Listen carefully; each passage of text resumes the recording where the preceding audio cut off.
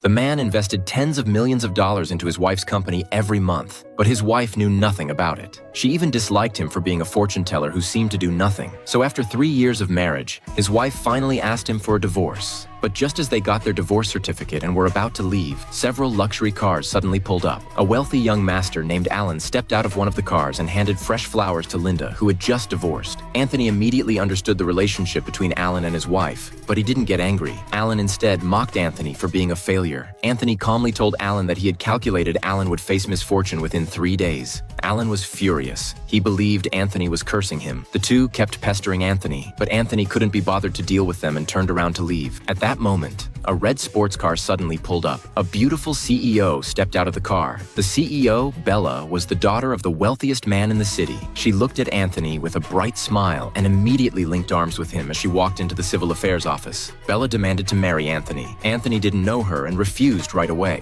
but Bella deliberately provoked him. "Can't let go of your ex-wife? Your ex-wife is already with another man. You should show her how well you can move on." Persuaded, Anthony agreed. Soon, the two walked out of the civil affairs office. Linda and Alan still hadn't left, because Linda didn't believe the daughter of the richest man would marry a fortune teller. But the truth was, they really got married. Linda and Alan hurriedly tried to stop Bella, but Bella affectionately held Anthony's arm and left with him. After that, Anthony wanted to leave, but Bella suddenly hugged him tightly. He didn't understand why she was still clinging to him when the act was already over, but seeing how affectionate Bella was, Anthony couldn't bear to push her away. He had no idea Bella had fallen in love with him long ago, 3 years ago. That day, Bella had a car accident. She lay on the road barely alive. Bystanders were too afraid to help. Only Anthony carried her to the hospital and saved her life. But she found out he was married. Bella didn't disturb him, but she silently kept her eyes on him. When she learned Anthony was divorcing today, Bella was overjoyed. She rushed over to marry Anthony. This time, she would never let go of Anthony's hand again. But Bella didn't tell Anthony about this past. Anthony clearly didn't remember her. She hoped he would slowly fall in love with her. Anthony also didn't tell Bella that he wasn't just a skilled fortune teller, but actually the wealthiest man in the entire country. He had simply been hiding his identity. Anthony still intended to leave, but only to return to Linda's house to retrieve his belongings. Bella insisted on going with him and bought him expensive clothes. Anthony entered Linda's house alone. Linda's mother and brother treated him terribly. They had always looked down on him. When they heard Anthony wanted to take back his belongings, the brother actually stepped on his luggage and demanded he return the $1 million Linda supposedly gave him. Anthony said he never took that money, but the mother and brother didn't believe him at all. Instead, they mocked him wildly, calling him useless, insisting he must have taken the money, otherwise he could never afford such expensive clothes. Anthony explained the clothes were a gift from a friend, but they mocked him again, saying he couldn't possibly have such wealthy friends. Just then, Bella suddenly appeared. She said the clothes were from her and that she was Anthony's wife. Linda's mother was furious and sneered at Bella. Bella slapped her directly. Linda's mother shouted for her son to hit Bella back, but the son didn't dare. Terrified, he revealed Bella's identity as the daughter of the richest man. Linda's mother froze instantly, then forced a smile and apologized to Bella. Anthony suddenly laughed. He had fully witnessed his mother-in-law's snobbishness. He planned to withdraw all investments from Linda's company. He wondered, when they eventually learned he was actually the richest man in the country, what kind of expression would they have?